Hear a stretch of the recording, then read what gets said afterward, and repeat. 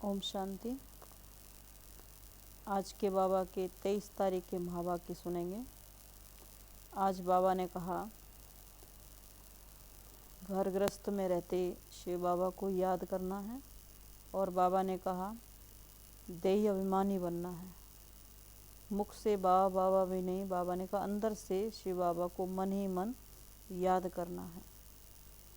तो बाबा ने कहा मुख से याद करते हैं तो अंदर में मन बुद्धि इधर उधर भटकता है। अगर मन से याद करेंगे तो मन परमात्मा में लगेगा, और जब मन परमात्मा में लगेगा तो आत्मा को शांति का अनुभव होगा। जैसे दुनिया में कहते हैं ना कि सच्ची शांति चाहिए, तो सच्ची शांति बाबा ने कहा किसको चाहिए? मन को चाहिए। तो मन परमात्मा में लगेगा तो सच्ची शांति मिलेगी। उसके लिए बाबा ने कहा अमृत वेले उठ बाबा को याद करो। बाबा ने कहा ये रूहानी धंधा करो, ज्ञान का चिंतन करो, मनन करो, स्टडी करो अपनी। इससे बाबा ने कहा कि आत्मा को बल मिलेगा। आज के बाबा के महावाक्य हैं। तो बाबा ने कहा मीठे बच्चे, अब पुराना घर छोड़ बाप के साथ घर चलना है। इसीलिए इस घर शरीर से ममत्व मिटाते जाओ, अपने को आत्मा निश्चय करो। बाबा ने कहा अब ये पुराना घर छोड़ बाप के साथ घर चलना है। इसीलिए इस घर माना शरीर से ममत्व मिटाते जाओ, अपने को आत्मा निश्चय करो। फिर बाबा ने प्रश्न में पूछा, देह अभिमानी बच्चों के मुख से कौन से शब्द नहीं निकलेंगे? तो बाबा ने कहा उत्तर में, मेरे मन को शांति कैसे मिले, यह शब्द देह अभिमानी बच्चों के मुख से नहीं निकल सकते। देह अभिमान वाले ही यह शब्द बोलते हैं, क्योंकि उन्हें आत्मा का ज्ञान ही नहीं है। तुम जानते हो आत्मा का स्वधर्म ही शांत है, मन के शांति की तो बात ही नहीं। आत्मा अपने स्वधर्म में टिक जाए तो मन शांत हो जाएगा। आत्मा सो परमात्मा कहने वाले इस बात को समझ नहीं सकते। बाबा ने कहा जो आत्मा सो परमात्मा कहते हैं वो शांति की बात को समझ नहीं सकते कि शांति किसको चाहिए। गीत मरना तेरी गली में, जीना तेरी गली में, मरने के बाद होगी चर्चा गली गली में। ओम शांति। बच्चे जानते हैं मरना किसको कहा जाता है। आत्मा शरीर से अलग हो जाती है, उनको मरना कहा जाता है। यहाँ बच्चे जानते हैं हम जीते जी शरीर से अलग हैं और अपने परम पिता परमात्मा के साथ उनके धाम जाने वाले हैं। जो आत्माएं जा नहीं सकती हैं उनको योग से पवित्र बना रहे हैं। बाबा ने कहा जो आत्माएं अपने घर जा नहीं सकती हैं, अपवित्र बन गई, मैली हो गई हैं, उनको योग से पवित्र बना रहे हैं। इसको कहा जाता है नॉलेज। रूह को नॉलेज मिलती है। यह बच्चे बच्चे कहने वाला कौन है? परम पिता परमात्मा, जिसको सभी भगत याद करते हैं। आत्मा समझती है पतित पावन बाप मुक्ति जीवन मुक्ति देने वाला है। उनको तो अपना शरीर है नहीं, यह लोन लिया है। हमको भी यह छोड़ना है और जिसका घर है उनको भी छोड़ना है। वैसे तुम बच्चों का भी यह पुराना घर है। बाबा ने कहा ये ब्रह्मा का शरीर है, ये भी छोड़ना है और ये दुनिया भी छोड़नी है, परम धाम जाना है। तो बाबा ने कहा ऐसे तुम बच्चों को भी ये देह और देह की दुनिया को छोड़कर वापिस घर जाना है। इनमें खिड़कियाँ आदि सब हैं। तो बाप कहते हैं बच्चे यह पुराना घर सबको छोड़ देना है, मेरे साथ घर चलना है। इसलिए जीते जी इस घर से ममत्व मिटाते जाओ, अपने को आत्मा निश्चय करो और बाप को याद करो। यह तो बच्चे जानते हैं दो चीज़ें हैं, जीव और आत्मा। मनुष्य जब दुखी होते हैं तो जीव घात करते हैं, आत्म घात नहीं। आत्मा जानती है शरीर के कारण आत्मा को दुख होता है, इसलिए उनको छोड़ना चाहती है। तुम्हारी आत्मा जानती है कि अभी हम दुख धाम में हैं, ये शरीर भी पुराना घर है। बाबा ने समझाया है ये अकाल तख्त है जो छोड़कर फिर दूसरा लेना होता है। तख्त के बदले घर कहना ठीक है। घर में खिड़कियां आदि होती हैं, इसलिए शरीर को घर कहा जाता है। तख्त के ऊपर राजाई की जाती है। इस समय तो दुखधाम है। हाँ है, यह जरूर है, आत्मा को घर अर्थात नए शरीर में बैठ फिर सिंहासन पर बैठ जाना है, राजाई करनी है। दुनिया में ऐसा कोई नहीं है जिसको बाप से राजाई मिलती है। जब तक बाप ना आए तब तक बादशाही कैसे मिले। तुम जानते हो बाबा हमको शाहंशाह बनाने आया हुआ है। जैसे राजाओं से महाराजाएं बड़े होते हैं ना, तो बाप कहते हैं तुमको राजाओं का राजा बनाया जाता है। तुम्हारी आत्मा जानती है यह पुराना घर छोड़ना है। आत्मा को पहले सतो प्रधान घर मिलता है। सतो प्रधान गुणवान आत्मा है तो शरीर भी ऐसे ही सतो प्रधान मिलता है। आत्मा समझती है कैसे हम आत्मा को घर मिलता है। ऊंच पवित्र आत्मा को शरीर भी ऐसे ही मिलेगा। पावन बनेंगे तो पावन घर मिलेगा जरूर। जब पावन बनाने वाला आए तब तो पावन बने। खुद बच्चे, बाबा ने कहा खुद कहते हैं बच्चे तुम याद करते थे। बाबा कहते हैं बच्चे तुम मुझे याद करते थे कि हे पतित पावन आओ। अब मैं आया हूँ कल्प कल्प इस शरीर में आकर के, बाबा ने कहा यज्ञ रचता हूँ। इनका नाम ब्रह्मा रखना पड़ता है। इनको एडाप्ट किया जाता है। गृहस्थ व्यवहार में रहते तुमने बुद्धि से सब कुछ पुरानी चीज़ों का संन्यास कर अपने को आत्मा निश्चय किया है। अभी जीते जी सब संबंध तोड़ने हैं। बाप कहते हैं तुम्हें इस पुरानी दुनिया में रहना नहीं है। समझाया जाता है हमारी एम ऑब्जेक्ट है नर से नारायण व मनुष्य से देवता बनना व स्वर्ग की बादशाही पाना। यह भी समझाया है कि मनुष्य सृष्टि एक ही है जो चक्कर लगाती है। इनको झाड़ भी कहते हैं। झाड़ बढ़ के झाड़ से भेंट की जाती है। इनकी आयु, बाबा ने कहा उनकी आयु बहुत बड़ी होती है। यह झाड़ जब नया है तब हम देवताएं ही रहते हैं। अभी तो पुराना हो गया है। इसमें सब गरीब हैं, पाई पैसे का व्यापार करते हैं। अभी तुम बच्चे ज्ञान रत्नों का व्यापार करते हो। बाप से रतन ले फिर औरों को देते हो। अब तुम्हारी श्रेष्ठ हीरे जैसी बुद्धि बनती है। तुम्हारा व्यापार ही है ज्ञान रत्नों का। ज्ञान रत्नों के बाद फिर वह रतन तुमको अथाह मिलते हैं। गाया भी हुआ है सागर हीरे जवाहरों की थालियां ले तुम्हारे आगे भेंट रखते हैं। तुम अब पढ़ाई अनुसार, बाबा ने कहा तुम अब पढ़ाई और पढ़ाने वाले को जान गए हो। बरोबर हमारा परम पिता परमात्मा ज्ञान रत्नों का सागर है जिसको रूप वसंत भी कहा जाता है। आत्मा ज्ञान रत्नों का मुख से वर्णन करती है। तुम्हारा धंधा ही यह है। तुम अमृत वेले उठ यह ज्ञान रत्नों का धंधा करो। प्रभात अच्छी होती है। कहते हैं राम नाम सिमर प्रभात मोरे मन। यह आत्माओं ने कहा। मन बुद्धि आत्मा में। आत्मा कहती है अपने मन बुद्धि को कि सवेरे सवेरे शिव बाबा को याद करो हे मेरे मन। परंतु आत्मा कहती है मेरे मन को, बुद्धि को ज्ञान नहीं है, मुझे शांति चाहिए। वह अपने को आत्मा समझते नहीं है। तो शांत व अशांत आत्मा होती है।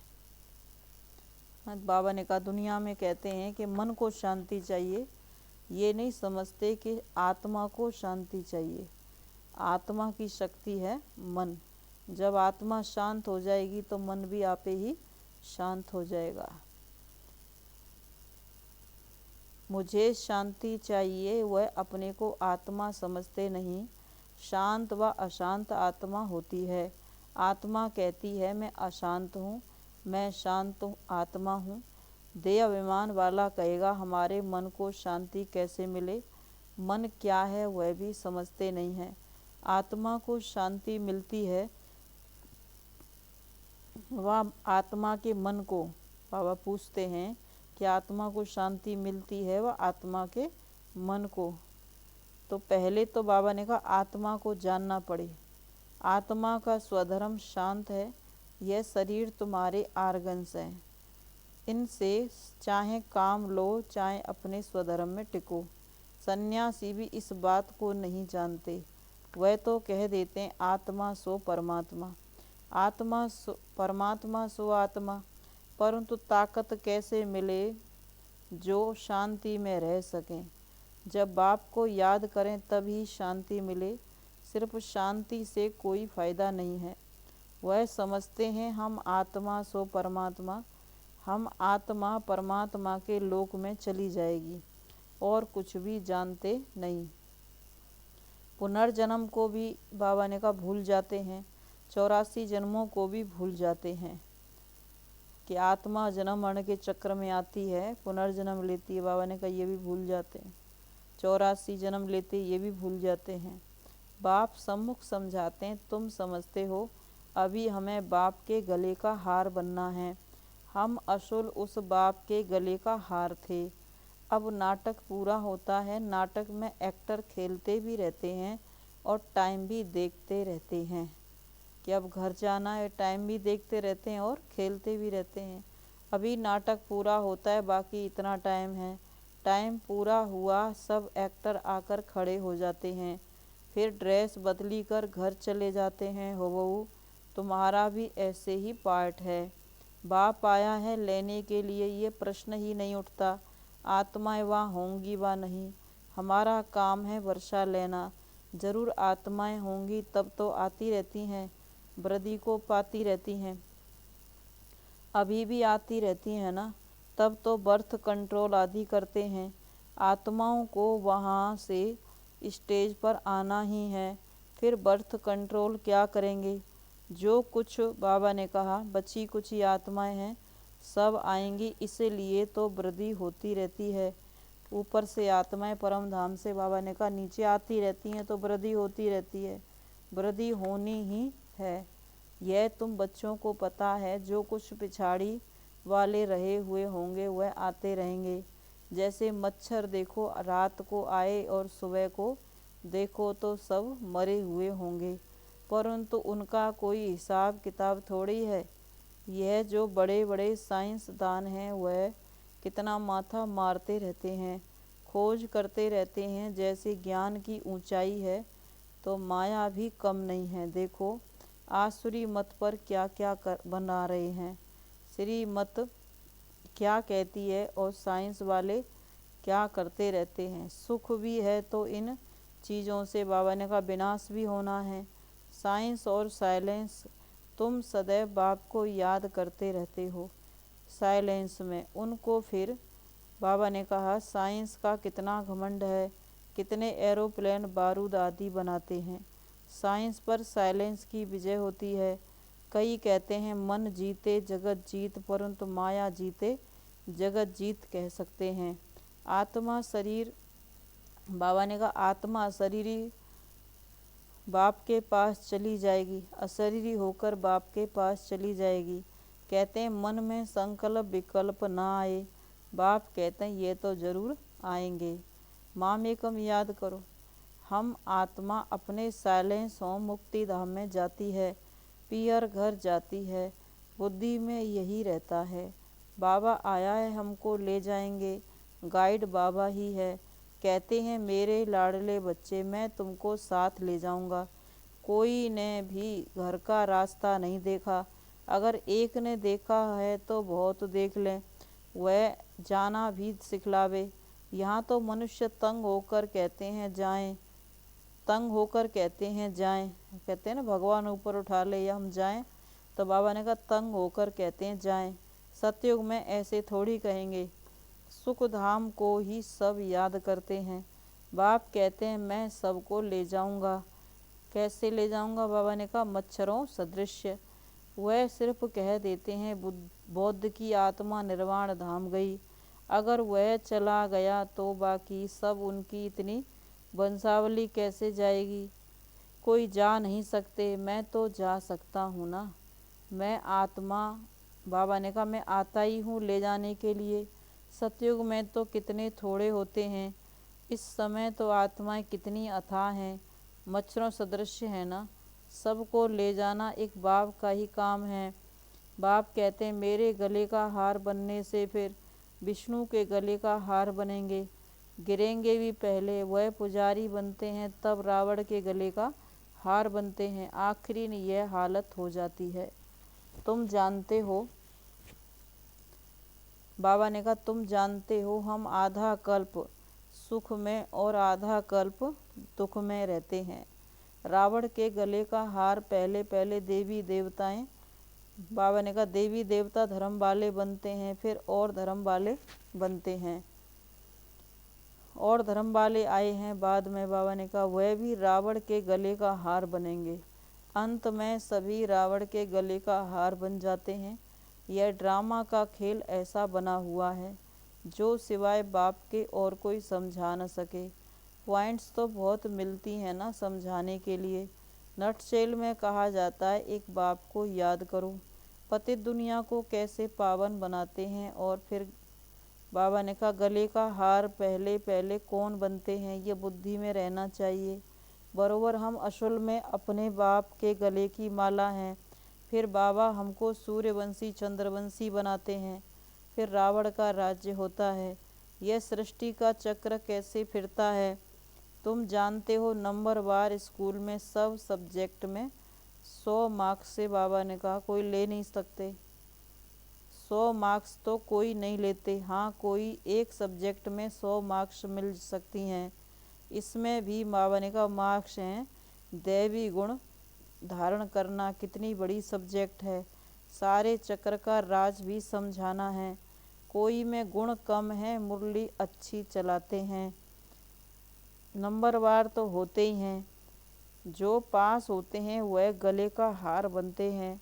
बाप तो परफेक्ट है, उन जैसा परफेक्ट कोई हो नहीं सकता। वह तो जन्म मरण में आता ही नहीं है।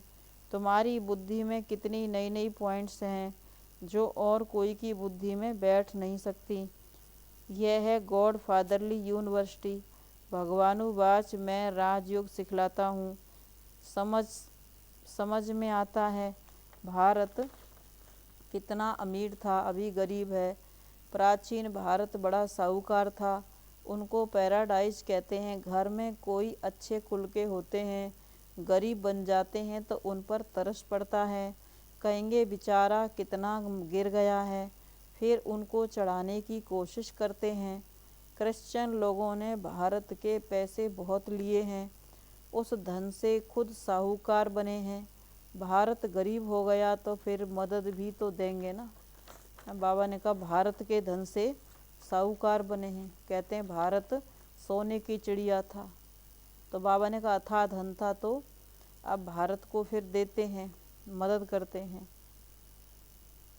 कहेंगे बेचारा कितना गिर गया, तो फिर बाबा ने कहा भारत गरीब हो गया तो फिर मदद भी तो करेंगे ना, लोन के हिसाब से मदद देते हैं।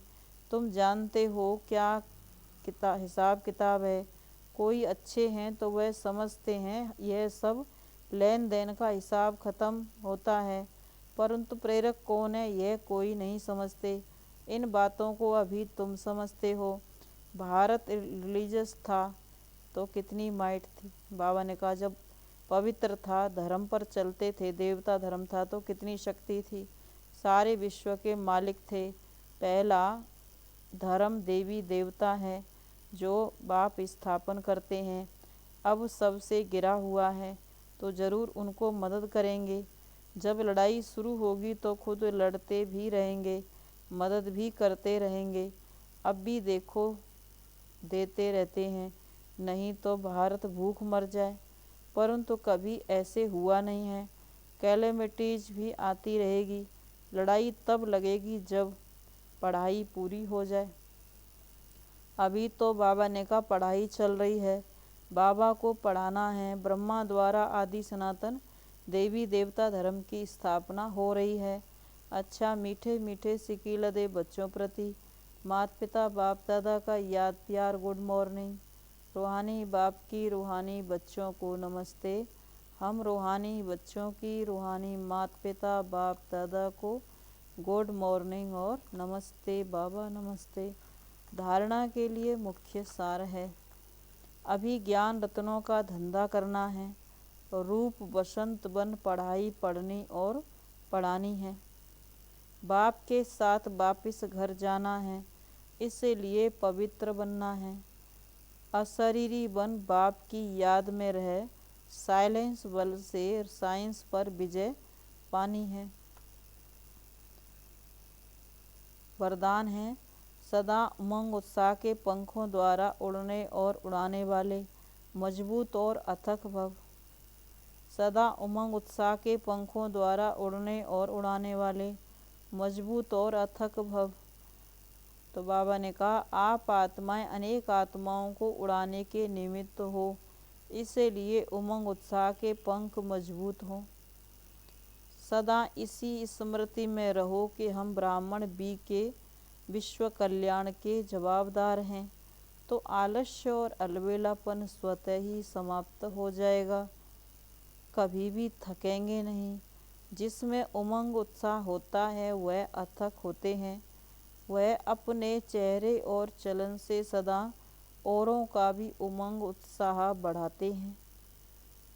स्लोगन बाप के संग का रंग लगा हुआ हो तो सब बुराइयां सहज ही परिवर्तन हो जाएंगी।